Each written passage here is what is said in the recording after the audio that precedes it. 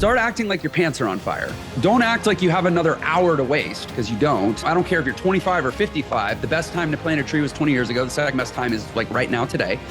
And get fanatical about what does it actually take to create enough value in the world to be fairly compensated with what feels like a lot of money. So what is enough? What should our targets be if $1 million, being a millionaire, isn't the goal anymore? 10 million is the new million. We sort of need to add a zero to our general thinking about money right now, depending on where you live, depending on your quality of life. I need to find somebody that embodies this system, this construct, this broken educational model, and like go punch them in the face right now just to feel better. Ladies and gentlemen, Believe Nation, I am super excited to have a special guest. First time on the channel, I think, Mr. Jeff Lerner. How you doing, man? I am so excited. I'm doing very well, and I'm even a little bit better now that I'm here with you. I love it. So Jeff went from being a jazz musician, a pianist, professional for a whole bunch of years, failing as an entrepreneur. I think he had 10 businesses that ended up leading him to $500,000 in debt or something like that, to now selling over $100 million online, training six figures in entrepreneurs to help them grow and build their businesses. And he just launched a new book called Unlock Your Potential. And I'm excited to dive in with you, man. Well, thank you. I appreciate that bio and that intro. And I'm so grateful to be here and excited to talk about the book or anywhere that the conversation leads us. Well, you don't really hold any punches with the book. You basically dive right in and you say, hey, $1 million is not even nearly enough. Yeah. So a lot of people like that's their goal. I was like, I want to be a millionaire. And here's Jeff saying, dude, $1 million, that's not enough. Yeah. So the term millionaire was first used, at least in written form that they can track, by Thomas Jefferson in the 1780s. And at the time, it referenced, much as it does today, a wealthy person with a lot of money.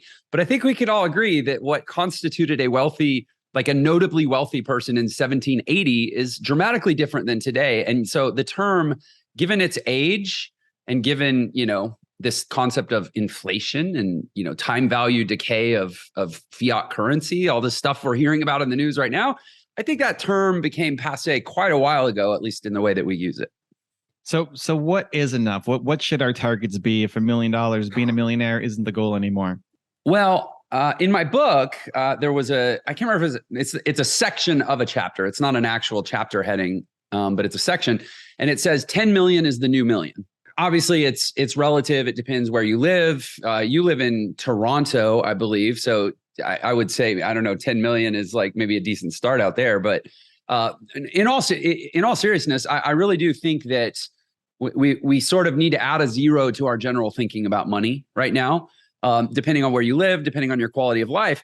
But what was interesting, and this validated the importance of this way of talking and thinking, is that when I published the initial draft of the book, or I say published, it wasn't published yet, but we circulated it with some beta readers, and I actually mentioned this in the book. That line, 10 million is the new million, I just got excoriated with the beta reader feedback. People were just incensed. This guy is out of touch. This guy is tone deaf. This guy doesn't understand basic math. I mean, people were just really offended that I dared suggest that a number that is so seemingly out of reach to people constitutes basic financial security in the modern world. But at the same time, I'm like, yeah, that's kind of the whole point of the book, is that our traditional thinking and our traditional education around not just money, but really life goals in general is so like woefully insufficient and frankly kind of lame in the modern world. And it's like, no wonder we're consistently getting less happy as a society, because I think there's this divergence happening where like our potential quality of life is increasing and we're sensing that, but our actual quality of life, if anything, is decreasing, whether on an absolute or relative basis. And that, we're getting increasingly aware of how good our lives aren't because we've been doing what we were told and it wasn't very good advice. So, people can throw their punches, but I stand by it.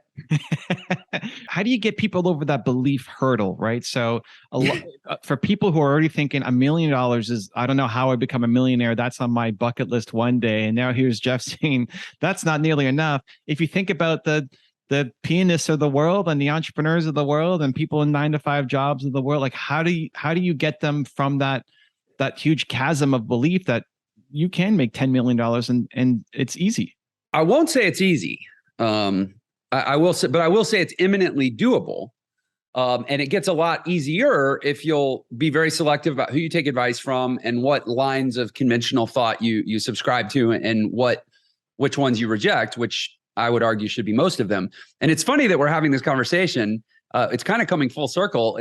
Obviously you and I met, it's been probably close to 2 years when you came on my show. And I remember in that conversation, when we were talking about your Believe movement, right? And trying to reach people who, again, may be a little bit disenfranchised, be a little bit jaded. And we almost had this same conversation 2 years ago, right? Like, how do you get the person who sort of has like a little, and this isn't a pejorative statement, but they have like, call it a little lower vibration because maybe they've just been screwed before. They've had a hard life and they don't have this innate optimism and really high level of trust about these amazing possibilities for their life. And so it's like, it's a little more of a stretch perhaps for some people than maybe you or me to even believe that, like, if I do well at work, I could get promoted, or, good things are even in my future whatsoever. Like, everybody's at a different level. But one thing I think we have to recognize, the Buddhists nailed it, man. The ability to take an impartial view of our own life is a prerequisite for basic sanity and high function. Meaning, and the really hard thing about operationalizing what I just said is, it doesn't matter how traumatized you are. It doesn't matter how cynical you are. It doesn't matter how crappy your life experience has been. Whatever's true is equally true, regardless of your perspective. And so when I get into basic economics, or I get into the way the world works, or, a lot of people will subjectivize things that I say and kind of say, well, like, somehow it's less true for them based on their subjective experience of the world. But I think the starting point of like really shifting the trajectory of our life is developing that impartiality about our life, where like we're no longer subjectively filtering and being biased toward our own negatively reinforced experience up to that point, right? So I'm saying that I'm being kind of long-winded with this preamble here of like, if somebody's about to hear what I'm about to say, I'm encouraging them to really like sanitize the filter through which they're hearing it, right? And remove what they learned from their parents, what they learned from their grandparents. Like, none of us have experienced a large enough, subset of all the potential data or experience in the world to have any real scientifically valid basis for our beliefs or our opinions about what's out there and what's likely and what's possible and what's probable, right? Like,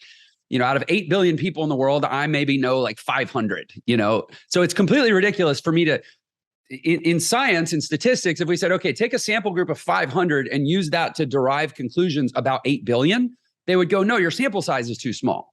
So for me to say, well, I know people because I know 500 of them, it's statistically invalid. And yet all of us are walking around believing that we know how the world works because of what we've experienced in it, even though our sample set was so tiny, right? So again, I'm enrolling people into this idea of like, be willing to forget what you think you know, because you don't actually have enough data, unless you're like Peter Thiel at Palantir sitting on this like big mountain of big data. Like, none of us have enough data to really be that certain of anything. And so, that's why academic literature, as much as it's like daunting and sort of like dull for a lot of people, it's actually the place to go to really figure out how the world works, because it's like scientifically valid in terms of their methodologies for drawing their conclusions. And so if you actually do that, if you look at economics, if you look at finances, you look at our currency, you look at the macro forces in the world, I'm not unreasonable to say that 10 million, and maybe it's 5, or maybe it's 12, maybe it's 8. If you live in San Francisco, maybe it's 18. If you live in central Kansas, maybe it's 4. But whatever it is, it's a lot more than you've probably been told. And you just work the math equation backwards, right? And say, okay, first of all, I mean, gosh, sorry, Evan, I know I'm giving like a pretty meandering answer to your question. This is great. But keep going. I like it. But it's really hard. We're going to be here together for maybe 45 or 60 minutes, and we're going to try to like unwind 120 years of cultural conditioning based on an education system that was like funded by John D. Rockefeller in 1902 when he said, I don't want thinkers, I want workers. And then wrote a check to start the General Education Board, which became the Department of Education, which funded this. And ultimately the Rockefeller Foundation put up the first $180 million of what became the federal 20th century school system. And like, here we are going, I wonder why we're producing workers, not thinkers, who not only don't finish rich, they basically tend to finish poor. The vast majority, over 90% of people can't retire at 65. Like the idea that the retirement age is 65 is absurd if you go, well, at what age do people actually retire? Because it's less than 10% that even can at this point. And it's because 500,000 or 1 million, the traditional retirement, the financial services industry is telling people, okay, in order to retire, you need 12 times the highest level of W-2 wage, which that's the US, I think it's called something different in Canada, but you need 12 times the wage, the highest level of earnings that you achieved in your career. And people are going, okay, I make 70 grand a year. That means I need 840 grand to retire. And then they're 55 or 60 years old. And they're like, well, geez, my 401k only has like 120 grand in it. And I'm probably not going to save $700,000 in the next 5 years. So yeah, I mean, this is the average, this is the average reasonably successfully employed person. I mean, it gets worse as you go down the socioeconomic ladder.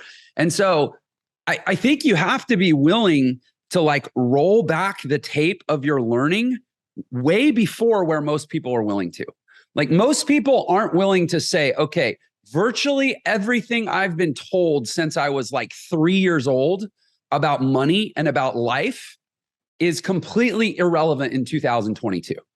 Like that's just too existentially terrifying for most people. And that's why I got so much hate about that section of my book and the book in general. I've had people leave negative reviews that are like, I don't like what he says about education.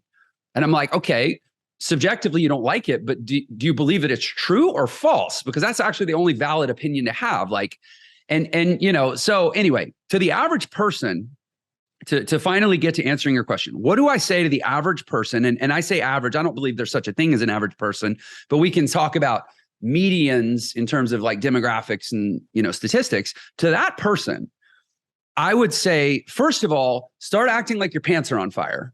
Like, don't act like you have another hour to waste, because you don't. And I don't care if you're 25 or 55. The best time to plant a tree was 20 years ago. The second best time is like right now, today. And get fanatical about what does it actually take to create enough value in the world to be fairly compensated with what feels like a lot of money. And I think that's the fundamental shift, is that people are going, how do I go get a lot of money, instead of how do I go create a lot of value? And if you go create a lot of value, inevitably you will get a lot of money, because value is the aggregate subjective opinion of what the rest of the world thinks what you're doing is worth. But if you go create a lot of value and you shift your perspective to that, then you only have to ask two questions. Like, one is, what are the most valuable things I can do in the world? And then the other is like, okay, what problems could I go solve that would have value? The solutions may not exist, but if I go solve them, that will be very valuable, right? And so you can do one of two things. If you're a creative, innovative, entrepreneurial sort, you go, okay, I'm going to go solve a big problem. And if you're not, you go, okay, I'm just going to move closer to the epicenter of value in any one of the 34 million existing businesses in this country, or however many millions wherever you live. Either way, I mean, Grant Cardone went to Pueblo, Colorado, and in 90 days built up $5 million of value, starting from nothing with nobody even knew who he was, because he asked the same question, right? It's totally doable. And if it's doable in Pueblo, Colorado for Larry or whatever he called himself, it's doable for you, and it's doable for me, and it's doable for the average person. Are we going to see Jeff Lerner take on that challenge? They haven't called me, but I will tell you, I'm drawing my line in the sand. If they call, the answer is yes. I am so in. And and it's funny, I interviewed Grant. He had just recorded the show, but it hadn't been released yet. And the whole time I was hearing him talk about it, I was like, I could feel myself like quivering, because I was like, I want to do this so bad. It's like, yes, I would love to do that. You could do it on, there's a guy, he did it on his own. You could just do it on your own. Really? Get a film crew and follow you around, and you go off and do it. Oh, I'd have to figure out how to get 90 days off of my responsibilities in my business. But maybe, I don't know. that might be something to plan for. But yes, if there's a will, there's a way, I suppose. I would watch, I would tune in. So if you had to, I mean, this is a good little mini case study. You know, if that's you, we drop Jeff Lerner, we change his name to Bill, and we move him to some, you know, tiny part of Kansas. And now you got to build a $5 million business in whatever. I'm like, what are you doing?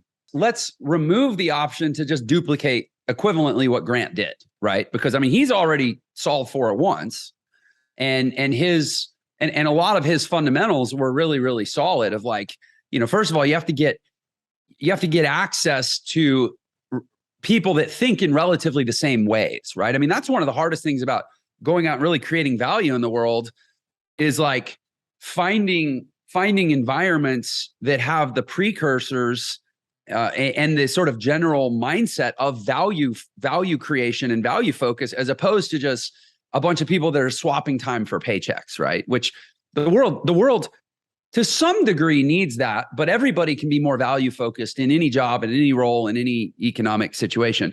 But, you know, I think a lot of it is, okay, how would I do what he did? How would I do it without just duplicating what he did?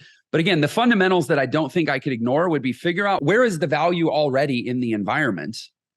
And I think the thing that fundamentally he did and if you watch that show, it's different from what everybody else did on the shows. Everybody else went out and tried to start something from nothing. Like, I'm going to start a ice cream stand, or I'm going to start an organic food store, or I'm going to start tying people's shoelaces for a living, or like whatever people start. He said, okay, I'm going to go find a going concern, and I'm going to try to get a piece of the upside by adding value. And his premise was, there are already 34 million businesses in a country with 330 million people. Like, do the math on that. There's 9 people for every business in the United States. The US needs another business like I need a hole in the head.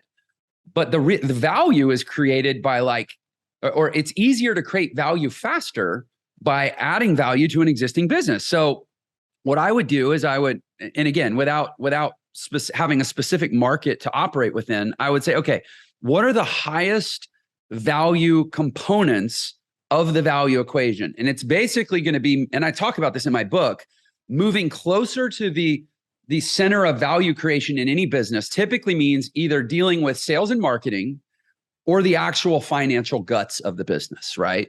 In other words, if I can go into an existing business and I can show them how to shave a point off of a process, that might unlock $1 million in upside, right?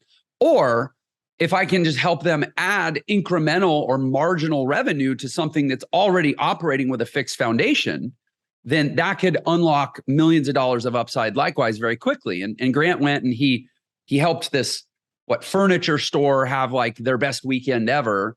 And he had a deal with the guy to participate in the upside. So again, in order to make it unique and fun to watch, I wouldn't pick a furniture store, and I might do something different, but it would still be the same thing. I would be going into existing businesses and helping business owners see things through a more sort of erudite lens of business. And I would be pulling from my experience. But I'll tell you, I mean, as somebody that I have a business. Let me say from the other side of it, if somebody was in my town and they were like, I need to make $1 million really fast, and they came and found me, a guy that has a pretty successful business, I would, knowing what I know, anything you can do to make me more operationally efficient or help me acquire more customers at scale, or help me get customers to come back and purchase again, or help me justify a meaningful price increase. I mean, those are Jay Abraham told us the only 3 ways to make more money in a business are either acquire more customers,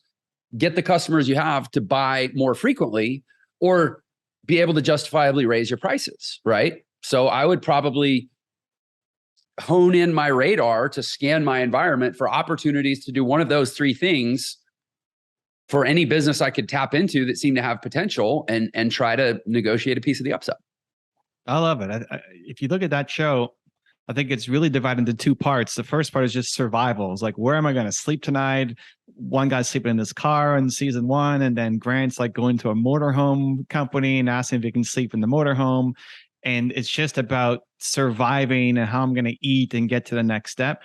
And then it becomes about how do we actually grow? And that's almost skipped over. Like what you just said and broke down in Grant's strategy was never really discussed on the show. No, which is ridiculous because it's the most important thing to come out of the show. And Discover felt like, oh, this won't connect with our audience because exactly what we're talking about. Most people aren't coming into watching a show like that, pre-wired for this kind of a conversation because they're a product of a system that doesn't really want to talk about these things. But this stuff, again, it may sound complicated, but I think that, networking like Windows computers is inordinately more complicated than what I just described. And yet there's hundreds of thousands of people graduating with Microsoft certifications to do that. It's just, money is so emotionally charged. Like most people have like 50 fewer IQ points to like talk about it with, because the emotions get flooded and they revert to training that predates their intellect. I mean, we were learning lessons about money before we even had words for things. Babies are like watching their parents fight about the price of things, and all they're seeing is like item, wallet, negative energy, and they don't even have words to process it. And so, there's just a lot of unlearning. There's a lot more unlearning than learning that's required to solve this problem. So you talked about where do you get your data from, the systems that have been set up, the environment that we're in. It's why I'm passionate about creating YouTube videos. You've got a great channel. You have your own content. You interview awesome people. You've got your book now, Unlock Your Potential. What I found is people will watch a video like this, they'll read the book, and they'll have these little hits and moments of, yeah, that's right, I should do this. But then we fall back down because we're still in our environment with our family and parents and who we grew up with and the negative mindset. So how do we turn those like blips of inspiration into a consistent flow of action? Yeah, I think that, and I think people that know me have a tendency to describe me as being a little bit extreme. I get up really early and I'm pretty ascetic in some of my habits, and I maintain a really, really tight circle of people, and I'm very guarded about what I allow myself to be influenced by. And, I'm very insistent on having like producer relationships with media, not consumer relationships with media, because it's like your diet. The word diet, by the way, if you look up the word, it just means whatever you do daily. Like it comes from the German word or Greek word, dieta is day, right? Daily. And so I'm really, really strict about my diet, my intellectual, emotional, psychological, spiritual, and literal diet of what I consume. And I think you have to be, it's like to realize that what is really called for is detox. Like most people just need to detox from the world in which they exist. And, detox is a pretty intense environment. For 90 days, they don't even let you have a cell phone or what. I don't know. I have not actually been, thankfully, but from what I hear, it's pretty intense. That's why most people leave in the first few days, right?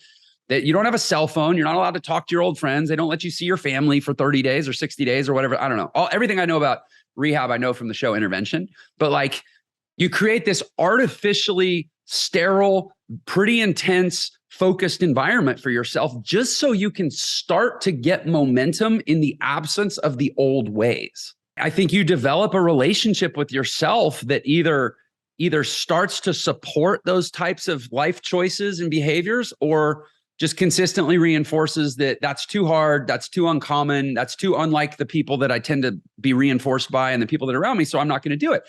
But how you do one thing is how you do everything. And so for me, it's like I'm constantly trying to keep the self-discipline muscle in shape, but it's this really pernicious battle because it's not discipline like go to the gym and lift weights. It's the discipline of saying no and training your instinct about what should be said no to before it's obvious that it's even bad for you. Right. And so it's kind of like I remember reading this book once about marriage, and it was like, and it taught this method called like bouncing your eyes. And it's like, if you're a married man and you see a pretty woman that's not your wife, bounce your eyes. Don't even gaze. Don't even linger for 3 seconds, because that's the very top of a slippery slope that, 999 times out of 1,000 probably doesn't end in true infidelity. But it's like, why keep playing this little game that is fundamentally unhealthy? So just build the discipline to bounce your damn eyes the second it's even in your world. And what I try to do is build that same level of discipline, not just with like a pretty woman that might tempt me to think an unfaithful thought, but also like a crappy food, like a fast food restaurant. Just bounce my damn eyes. Don't even allow my stomach grumble to be mentally associated with the golden arches or whatever. And bounce my eyes from stupid TikToks. And even on YouTube, it's like, if I see an Evan Carmichael video and I see a video next to you that, I mean, I like to think I've trained YouTube to only serve me up nourishing content.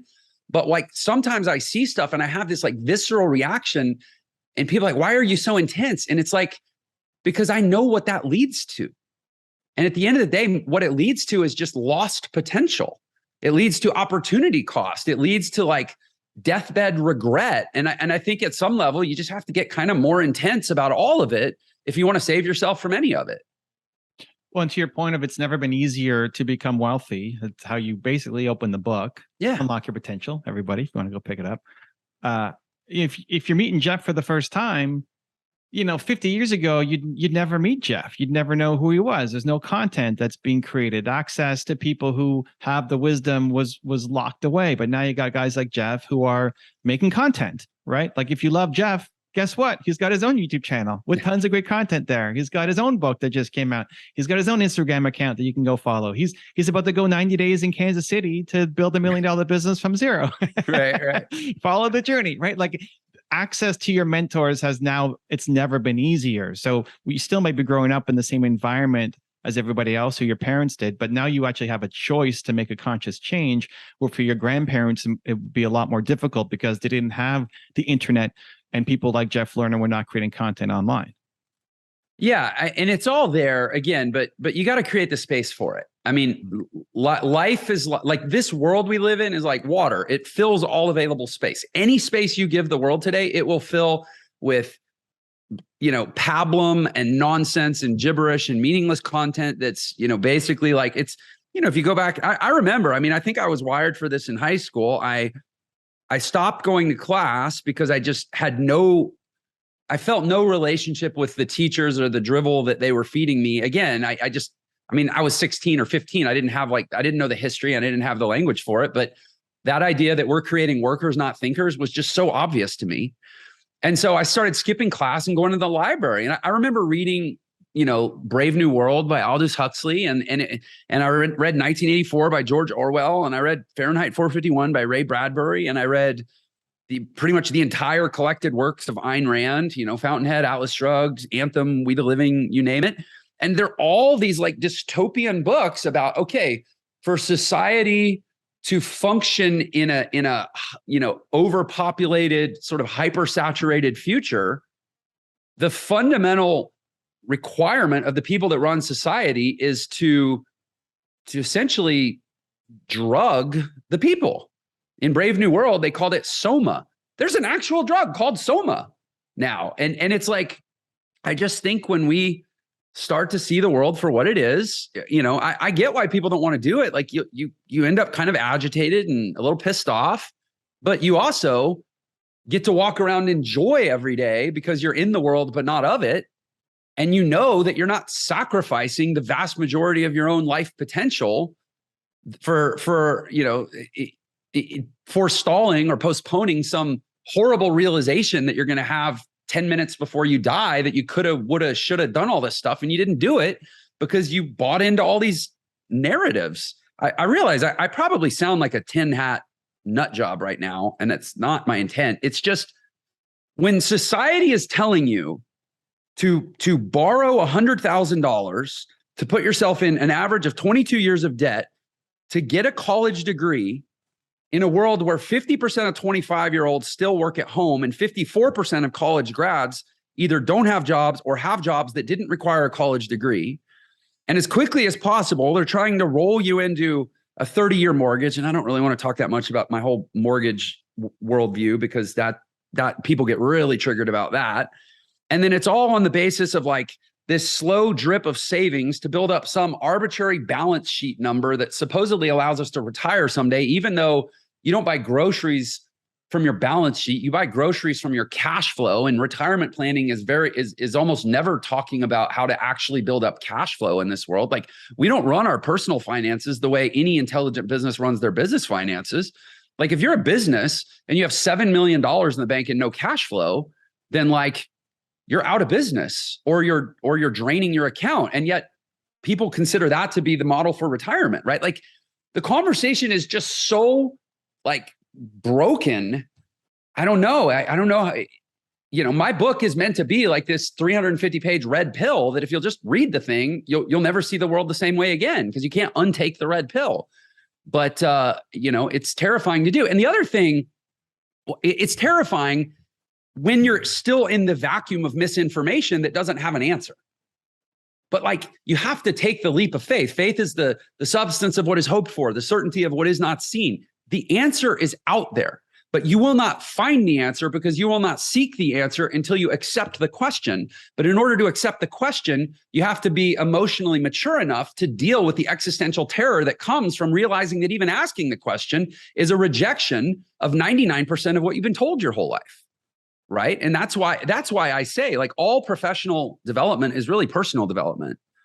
It's about developing psychological clarity, emotional maturity, ultimately sanity. Scott Peck said, sanity is a willingness to accept reality as it is, regardless of the consequences. And I think that we live in an insane world because the truth has consequences that most people don't want to deal with. And one of those consequences is that the traditional path is not going to result in you having nearly enough money to finish well. How do you go from reading all of these dystopian books and Big Brother and We're Being Drugged to then being the guy who wants to change all of it and writes a book called Unlock Your Potential instead of being buried by it? Because this is it. And I'll say, as somebody who's married with 4 kids, I realize the sensitivity around what I'm about to say. You have to start to, I think for most people, there's a shift required in their relationship with money. And it's mostly an emotional shift, right? It's like you just kind of have to emotionally get over the bad relationship that you're in, right? Like, we all know people that stay in bad relationships. We never talk about it, but most people are stuck in a bad relationship with money, and they're codependent basically, right? And so you have to be willing to do that. And I think the reason why my arc was different is because at an early age, I just decided money really wasn't the most important thing. Now, you could say, well, sure, you had the luxury to do that. You were a teenager. You didn't have all these responsibilities. You didn't have all these commitments.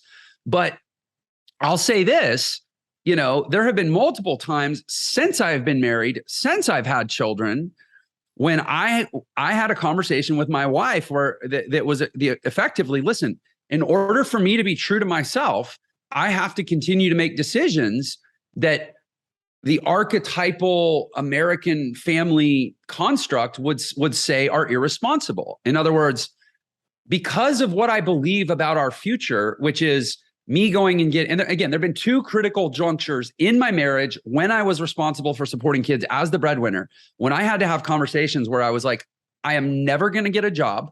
I am not going to trade my time for money, even though that could be $100,000 a year, $200,000 a year, whatever. Like, I could go circulate resumes right now and get a great job. And of course I wouldn't think of that, but there were times when that might have been a pseudo-logical option for me.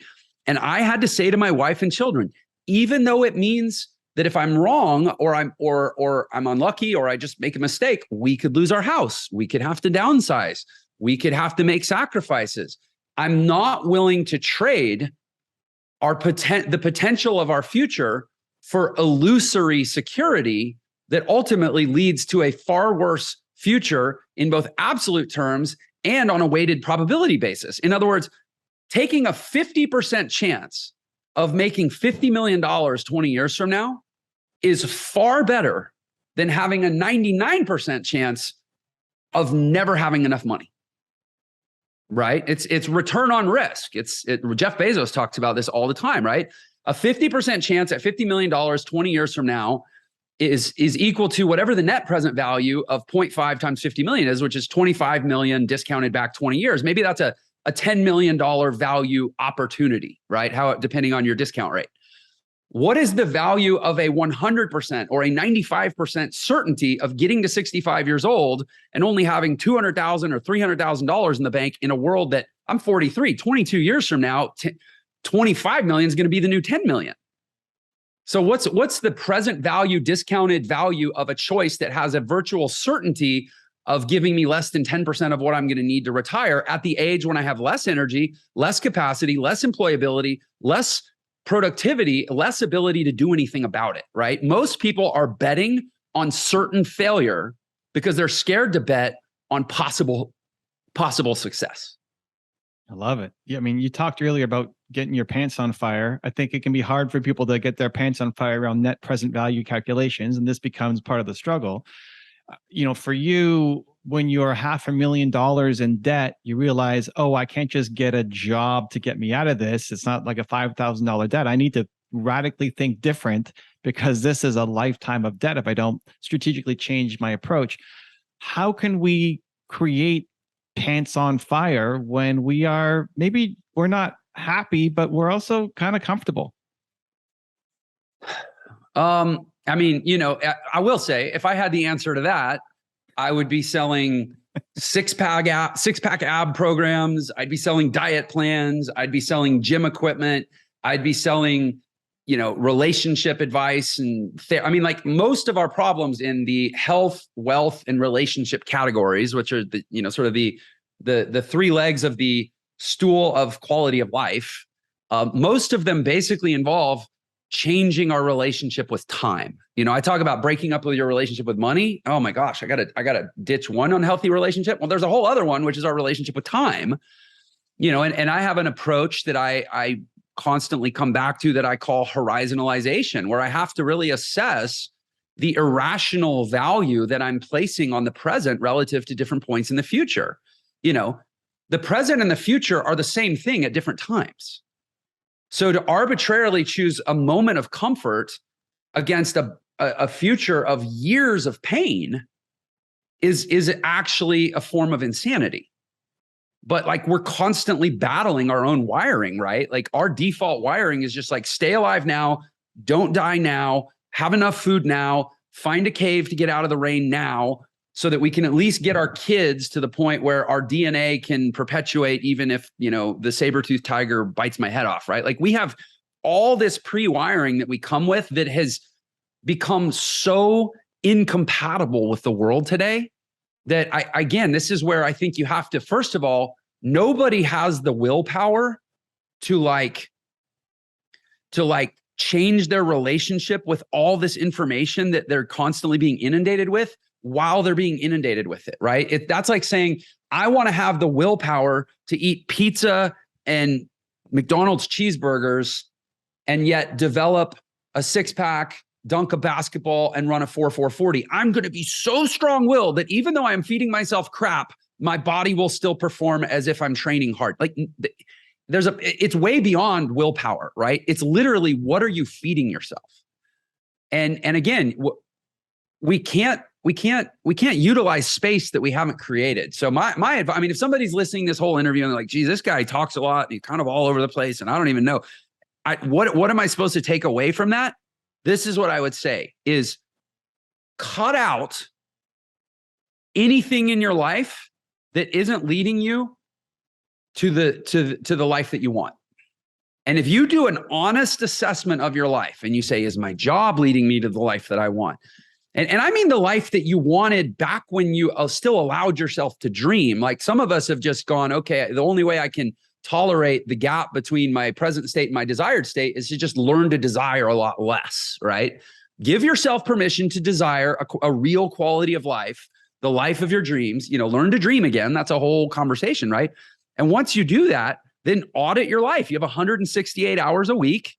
How many of them are actually being spent with people, with ideas, with businesses, with skills development, with knowledge acquisition? How many of those 168 hours a week are actually being spent with things that could reasonably lead you to the life that you want?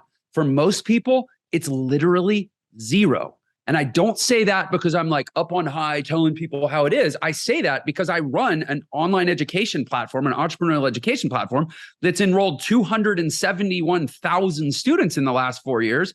And we do these analyses. We do these audits. I have data from our coaches. I have data from our concierges. I have data from our student surveys. And the reality is that in the absence of great intention and major changes such that most of the people in your life will start to look at you different and actually think that something has gone wrong, when really it's because you're finally making things go right.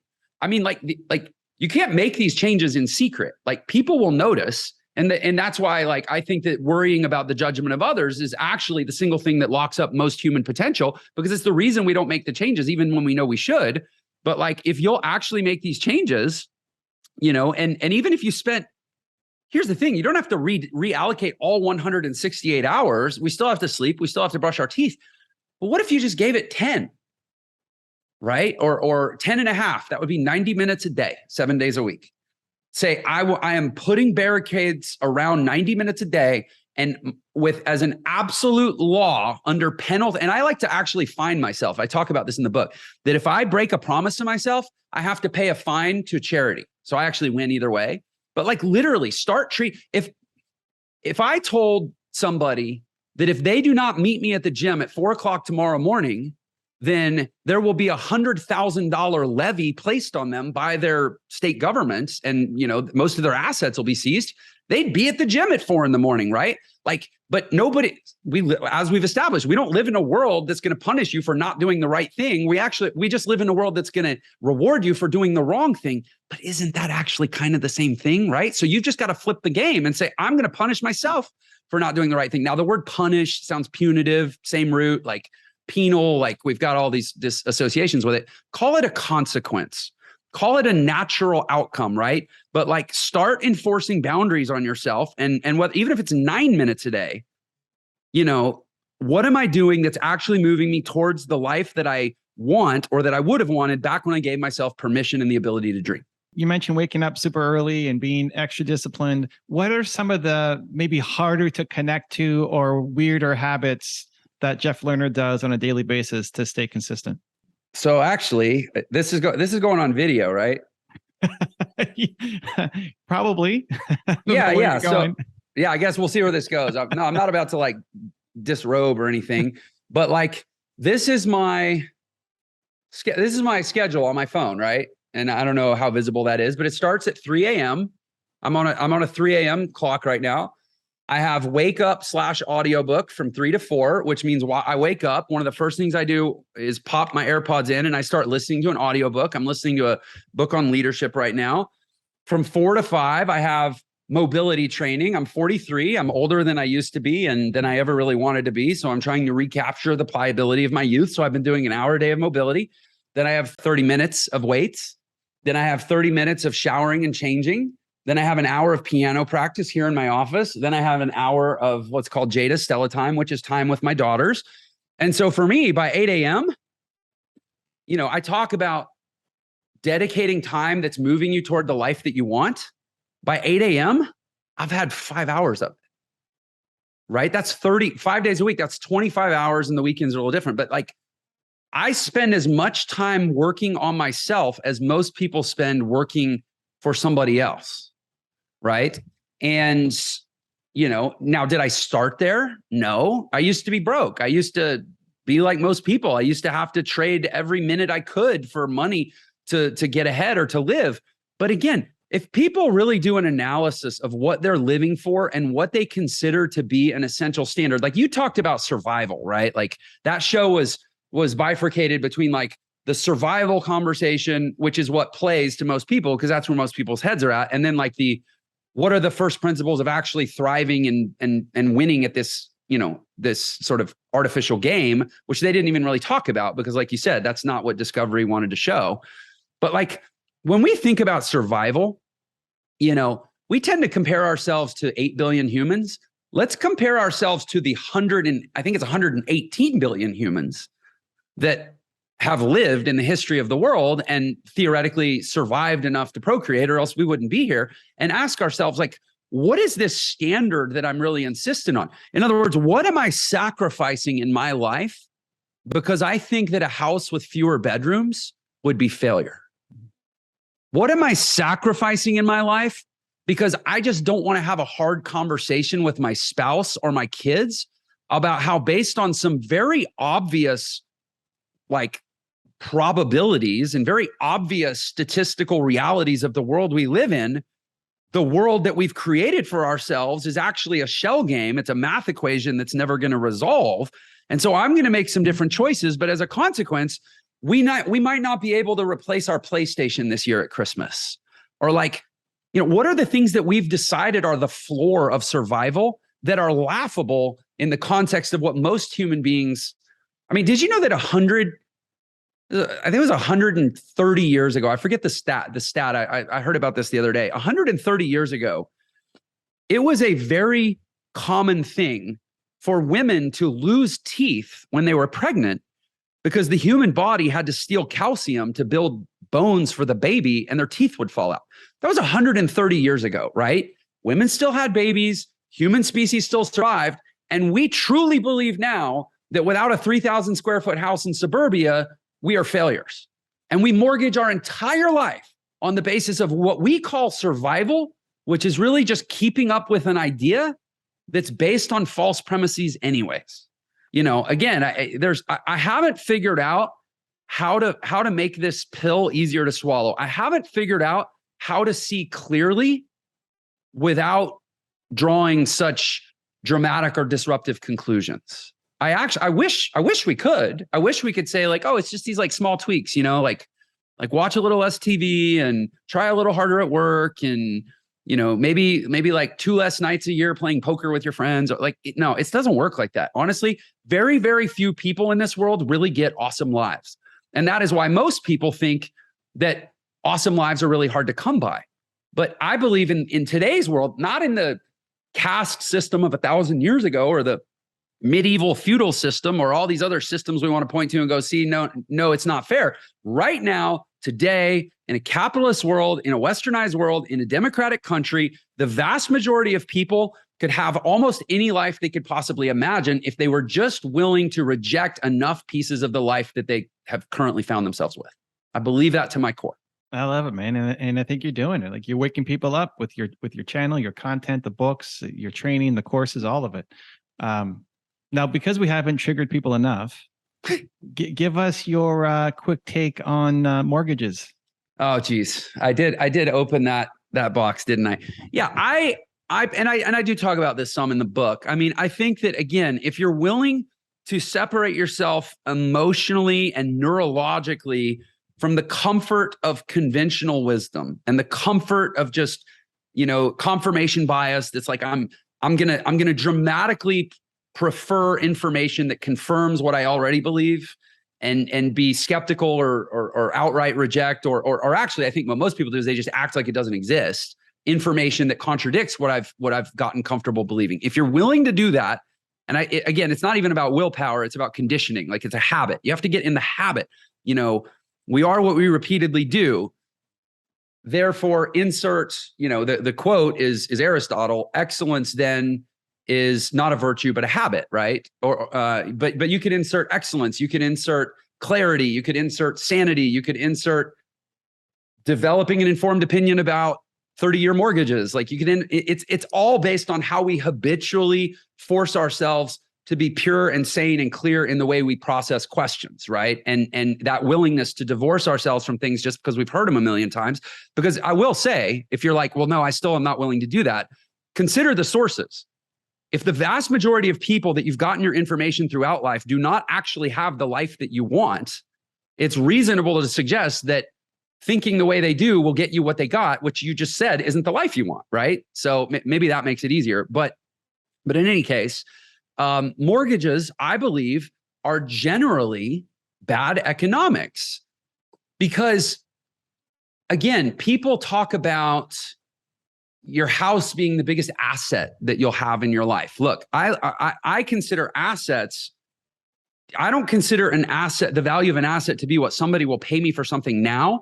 I consider the value of an asset to be the cash flow that the net present value, again, you're like, well, that's a confusing term for a lot of people. Why the hell do so many people know what the periodic table of elements is? Why do so many people know what cellular meiosis is? Why do so many people know that, Andrew Johnson had a duel? Because they learned it in school. And the reason they don't know what net present value is because, again, to my point, they didn't teach us in school. Like, we know what those other things are. They're not inherently more complicated than the concept of net present value. Net present value just means what is money in the future worth today, right? And so when I look at an asset value, I look at it as cash flow. Either what is it going to save me? That's positive cash flow in the sense of I'm not going to have to spend it. Or what is it going to earn me? That's positive cash flow in the sense of it's actually going to come into my personal economy, right? And when you look at the value of a house over the lifetime that you live in it, and you go, look at all the money I dumped into it, was that really the best utilization of those funds? No. I think the net equation should be, I'm going to live at whatever my minimum required standard of living is so that I can at least get up in the morning and go do the work that I need to do.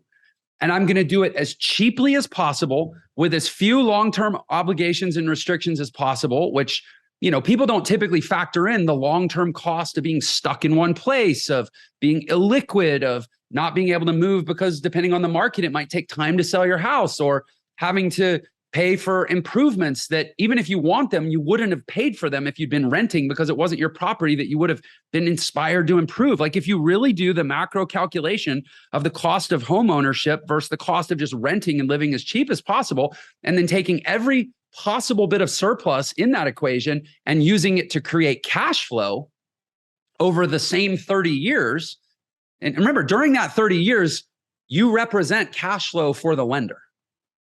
Right? That's if mortgages were that good a deal for you, the lenders wouldn't be so eager to give them to you, right?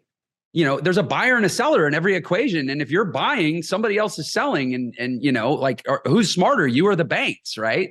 And so again, I think if you really do the math, the short answer to your question, sorry, I should have just answered with one word: math. But it's emotionless math. You have to get over all the emotions before you do the math.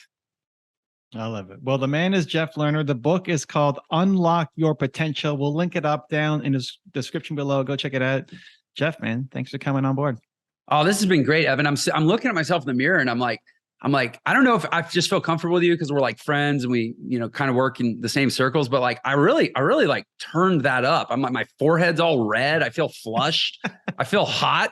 Like, do you have like a boxing gym I can go to right now? Like, I want to I need to find somebody that embodies this system, this construct, this broken educational model, and like go punch them in the face right now just to feel better. But that's the next line of products. You got the boxing bags that have bank logos on it and school logos on it to beat up. Yeah, John D. Rockefeller, a bust of John D. Thank you, Jeff. Thanks, Evan. To see my one-on-one with Grant Cardone talking about his billionaire journey, check the video right there next to me. I think you'll love it. Continue to believe. I'll see you there. I'll tell everybody right now, I didn't hit the target. Spoiler, you got COVID? Yeah, they are testing me every week. The first week I test positive. I'm calling home every night on my new phone to my wife, crying like a little baby.